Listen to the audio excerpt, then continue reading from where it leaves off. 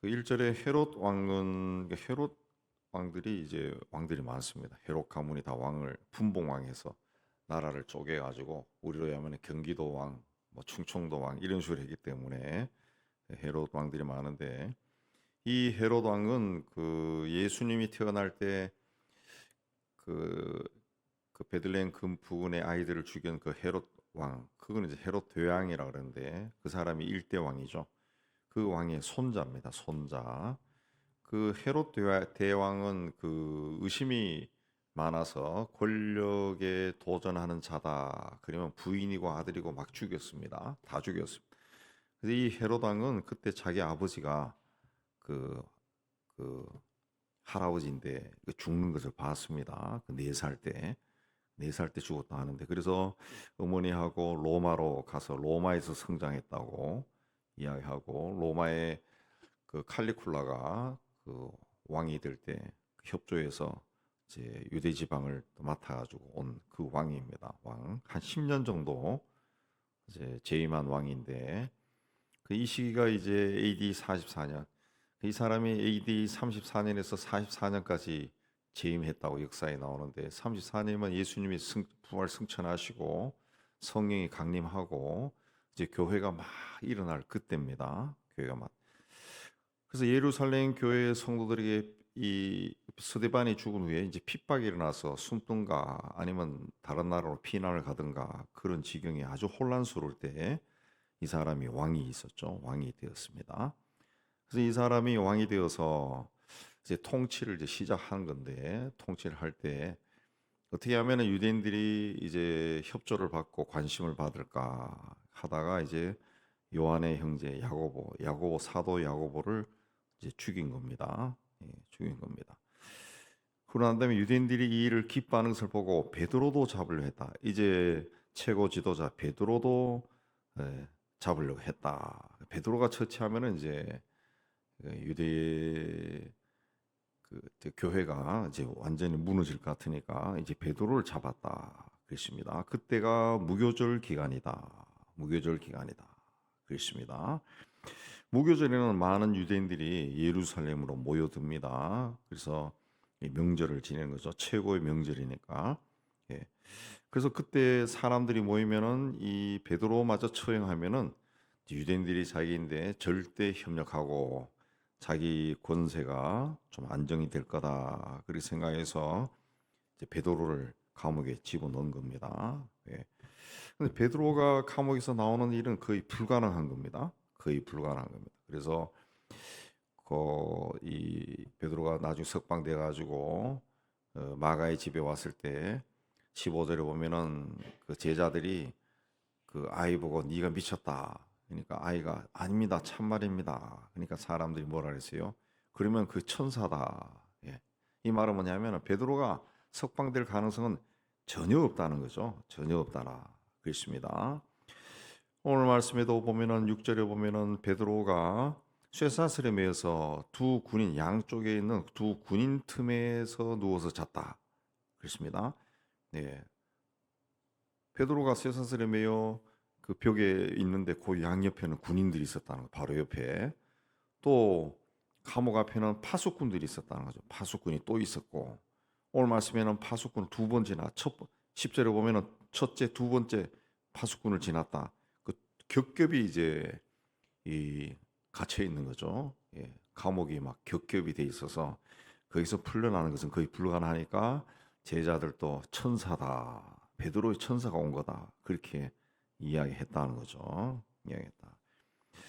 그래서 이 초대 교회가 이 베드로를 어떻게 할 수 있는 길이 전혀 없었던 거죠. 전혀 없었어요. 그래서 5절에 그냥 할 수 있는 일이 그를 위하여 간절히 하나님께 기도하더라. 기도하는 것밖에 없었다는 거죠. 기도하는 것밖에 없었다. 음. 빌립보 4장 6절에도 아무것도 염려하지 말고 오직 모든 일에 기도와 간구로 너희 구할 것을 감사함으로 하나님께 아뢰라. 그럼 하나님의 평강이 예수 안에서 너희를 지키시리라. 그 말씀이 있죠. 염려한다고 해서 뭔가 일이 풀리는 것은 전혀 없습니다. 예, 우리 인생의 문제나 또 내 육신에 뭐 병이 생기거나 또 내 삶에 어떤 문제가 생겼을 때 아무리 염려해도 문제가 해결되지 않아요. 염려하면 오히려 근심 걱정이 커지고 막 좌절하고 낙담하고 막 우울해지고 그런 거죠. 그러니까 성경은 염려하지 말고 모든 일에 기도와 간구로 구할 것을 감사함으로 하는 게 아니라 하나님이 왜 이런 일을 나에게 주셨을까? 이런 상황에 처하게 하셨을까? 그 생각하면서 감사해라는 거죠. 범사에 감사해라. 그것조차도 감사해라. 그리고 하나님께 기도해라. 그러면 하나님이 평강을 주실 것이다. 그렇습니다. 그래서 초대교회가 예, 하나님께 기도했다는 거죠. 할 것이 없어요. 뭐 사람들 데리고 데모를 할 수도 없고 예, 기도했다. 그렇습니다. 하나님은 우리가 기도하는 것을 들으시는 분입니다. 들으시는. 그래서 어떤 환경에도 좌절하지 말고 예, 소망을 가지고 하나님께 기도해야 돼요. 그래서 이 초대 교회는 예, 베드로를 위해서 그를 위하여 간절히 기도했다. 우리 요즘으로 이해하면은 이제 중보 기도한 거죠. 그를 위하여 교회가 그를 위해서 기도했다. 기도하는 사람은 그 세상 법에 얽매이지 않습니다. 세상이 이렇게 나간다 해서 예, 포기해 버리면은 세상에 따라가는 것이죠. 근데 기도는 그걸 초월하는 거죠. 예, 세상을 지으신, 세상을 다스리시는 인간에게 영을 부으시고 그 영을 다스리는 하나님을 믿기 때문에 우리는 기도하는 겁니다. 그래서 우리가 기도한다라고 하는 것은 그냥 뭔가를 주세요라고 그 하는 것이 아니라 이 세상을 초월해서 역사하시는 하나님께서 하나님을 움직이는 겁니다. 하나님을 움직이는 하나님의 역사를 기다리는 거죠. 그걸 기도하니까 7절에 주의 사자가 호련히 나타나서 베드로의 옆구리를 쳐서 깨웠다. 베드로가 그 와중에도 잠을 잤다. 옆구리를 쳐서 깨울 정도로 깊이 잠들었다. 라고는 것도 이 베드로도 굉장히 그 하나님 인도하심을 그냥 평안한 사람이죠. 평안. 그런데 갇혔다 해가지고 뭐 고민을 하면서 잠을 못 자는 것이 아니라 잠을 잤다는 거죠. 그래서 주의 사자가 옆구리를 쳐서 깨워서 급히 일어나라 하니까 쇠사슬이 벗어졌다. 그렇습니다. 띠를 띠고 신을 신으라. 예. 띠를 띠고 이 시대 사람들은 지금도 아랍 사람들이 통옷을 입잖아요. 그죠? 원피스 같은 옷을 입으니까 그 띠를 띠고 신을 신으라. 이제 가야 되니까 따라오라. 그러니까 베드로가 이게 생신지 환상인지 헷갈려하면서 갔다는 거죠. 그러니까 이제 감옥 문이 다 열리고 거리에 나가니까 천사가 떠나서 그때서야 정신이 들었다. 11절에. 그래서 베드로가 뭐라 그랬습니까? 주님께서 천사를 보내어 나를 헤롯의 손과 유대 백성의 모든 기대에서 벗어나게 하신 줄 알겠노라. 예. 유대 백성의 기대가 뭡니까? 헤롯의 손과 유대 백성. 헤롯이 그를 가뒀죠. 유대 백성의 기대는 뭡니까? 이제 교회가 잔멸하는 거예요. 교회가 무너지는 거죠. 그래서 유대교가 봤을 때 이단에 해당하는 기독교가 다 베드로의 죽음으로 인해 가지고 무너져 버리는 거.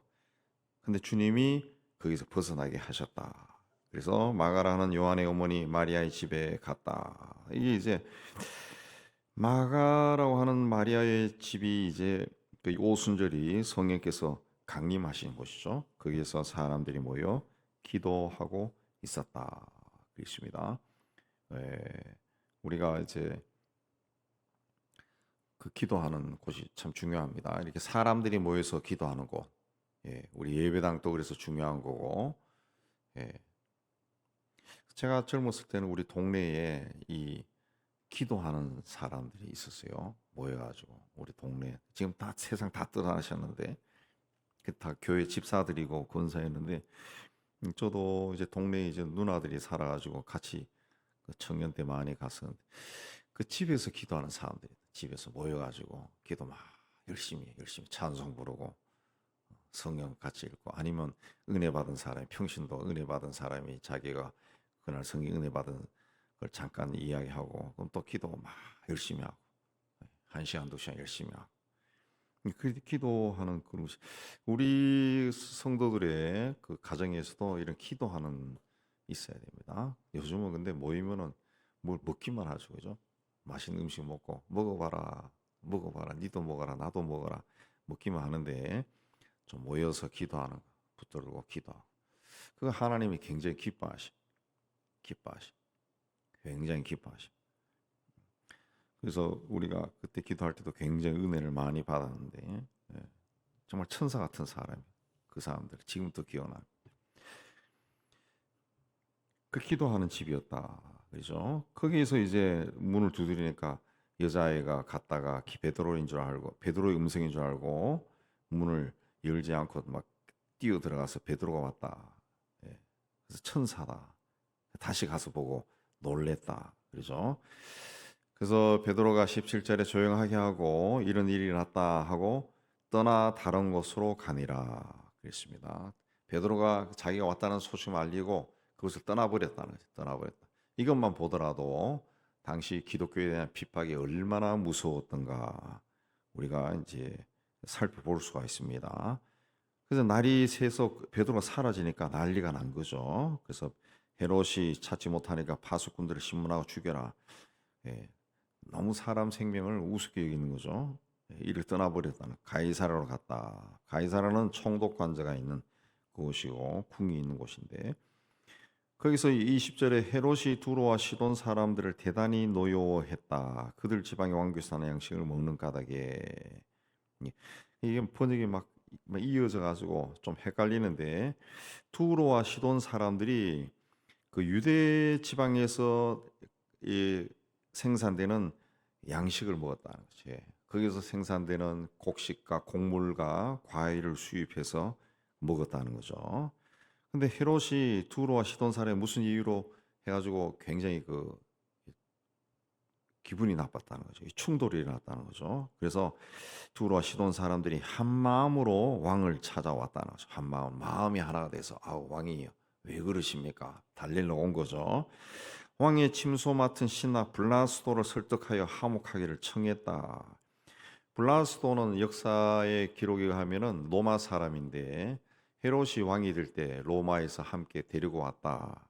그걸 이야기하는데 넷이라고 그렇게 이야기합니다. 환관이라고 그렇게 이야기합니다. 그래서 이 블라스도의 말을 잘 듣는다는 거죠. 로마 사람이니까. 그래서 블라스도를 설득해서 왕과 화목하기를 원한 겁니다. 그래서 헤롯이 나를 택해서 밖에 나가서 사람들인데 이제 말을 하기 시작했다. 그러니까 백성들이 22절에 이것은 신의 소리요 사람의 소리가 아니다라고 하는 것은 이제 아부한 겁니다. 아부한 것은 왕이 막 화가 나가지고 곡식 안 주고 이렇게 한다니까 어떻게 하면 잘 보여가지고 다시 옛날로 돌릴까 해서 아부한 거죠. 이게 신의 소리요 사람의 소리가 아니다. 그러니까 헤롯이 우쭐해가지고 영광을 하나님께 돌리지 아니함으로 주의 사자가 고치니 벌레에게 먹혀 죽으니라 그랬습니다. 이거 뭐 기록에 의하면은 그 심한 복통으로 죽었다 그런 말도 있고 실제로 어떤 해충에 의해 가지고 죽었다 그 뭐 그런 이야기도 있습니다. 그 헤롯은 이제 하나님의 교회를 그 완전히 잔멸하려고 애를 썼지만은 오히려 그 야고보는 죽었지만은 베드로는 사라져 버리고 자 본인이 죽어버린 거죠. 본인이 죽어. 하나님의 일을 하는 사람, 또 하나님의 교회 여기에 대적하는 사람들은 별로 해피한 삶을 살지 못합니다. 살지 못합니다. 예. 그렇게 하면 안 되죠. 우리나라에도 교회가 막 분란이 일어날 때 그 분란의 중심에 섰던 사람들, 그 잘 되는 사람들 별로 없어요. 오히려 그런 일이 나면은 그냥 그 삼삼오오 모여가지고 눈물을 흘리면서 기도하고 하나님께서 교회를 지켜달라고 기도하고 그렇게 해야지 이 편 저 편 갈라져 가지고 소리 지르고 막 모욕을 주고 그래서 교회에서 분란이라면은 그야말로 지옥보다도 더 지옥 같은 곳이라 그러잖아요. 근데 그런 일이 이 한국 교회는 너무 많이 일어나요. 너무 많이 일어나. 너무 많이 일어나. 예. 그냥 그게 계속 반복되다 보니까 한참 80년대 교회가 와 부흥했다가 그 한 2000년대 들어와서는 그냥 교회가 막 이 막 무너지는 것 같아요. 엄청나게 상처를 받고 뭐 분쟁이 없는 교회가 없다 할 정도로 뭐 분쟁이 많이 일어나요. 많이 일어납니다. 제가 그래서 그 아예 기독교 신문을 안 봐 보면은 화가 나서 예. 그렇게 하면은 그 좋은 게 없다는 거죠. 우리는 믿음의 사람들은 성경에서 가르쳐 준 대로 나가야 됩니다. 이 핍박 속에서도 기도했던 사람들처럼 그렇게 하니까 하나님의 말씀은 흥왕하여 더하더라. 말씀이 힘을 얻었다는 거죠.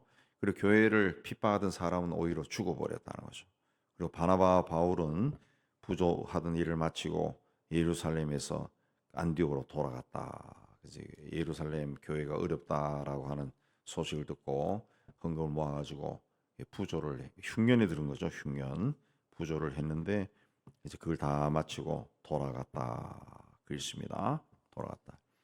우리가 생활할 때도 어려운 일을 만날 때가 있습니다. 예, 그 어려운 일을 만났을 때 두려워하지 말고 낙심하지 말고 하나님께 나가야 됩니다. 우리가 만난 어려움은 12장이 사도행전 12장이 이렇게 기록이 되어 있지만은 우리가 그 영화의 한 장면이다. 그렇게 생각하고 보면은 이게 그야말로 피를 말리는 그런 시간이 계속 흘러가고 있잖아요. 정말 어떻게 될지 모르는 위기 상황 속입니다. 그 위기 상황 속에 기도하니까 주의 천사가 나타나서 그, 그 모든 것을 인도해 버렸다 그것입니다. 하나님의 천사가 우리가 기도하면은 나도 모르는 사이에 하나님의 천사가 나타나서 문제를 해결해 주는 그런 경우가 있습니다. 그야말로 우리가 표현할 때는 신기한 일이 일어났다. 어떻게 그런 일이 일어났을까? 생각해도 그건 정말 하나님이 한 것 같아. 그런 고백들이 있죠. 네, 그런 고백들이 여러분에게도 일상사처럼 많이 일어나기를 주님의 이름으로 축복합니다. 그러기 위해서는 기도해야 됩니다. 오늘도 열심히 기도함으로 하나님의 역사가 여러분의 모든 문제를 푸는 귀한 역사 일어나기를 주의 이름으로 축복합니다.